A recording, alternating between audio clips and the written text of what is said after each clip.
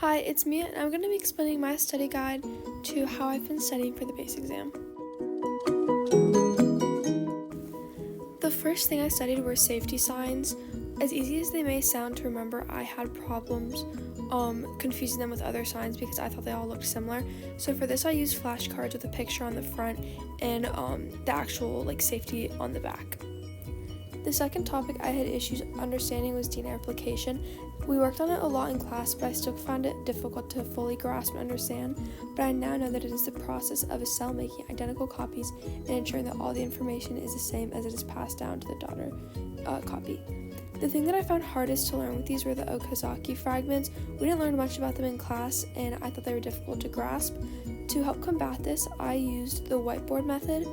The whiteboard method is where I would write down everything I remembered just based off my memory and erase and then study again, and then write everything I knew down, then erase and then study everything again until I could figure out all the information by myself without having to look it up or refer back to any notes, which helped get everything into my long-term memory.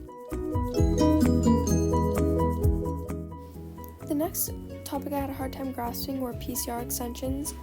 I know we learned about these in class, but I did still find it difficult to fully understand. But I now know that it synthesizes new DNA by adding nucleotides to the primers during amplification. What confused me a lot was that the DNA reads 3 to 5 when you read it, and it was 5 to 3 written. For me, that was something that was hard to understand, and I wasn't sure why. So to help fix this, I would study over time in small sessions, especially every time it came up in class. I would want to go over it again just to make sure I understood after school. And I kept doing that as I was reviewing. When it came up during review packets, I would revisit the topic.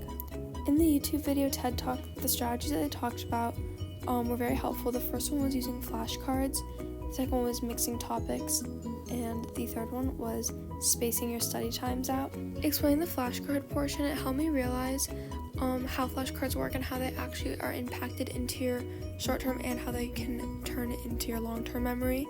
For mixing topics, it made it interesting because it said it triggered different parts of your brain to help you remember and therefore causing long-term memory. And for the spacing out your study times, it made the most sense because it said that spacing study times gives your brain the most time to process all the new information that you've learned over the period of study times.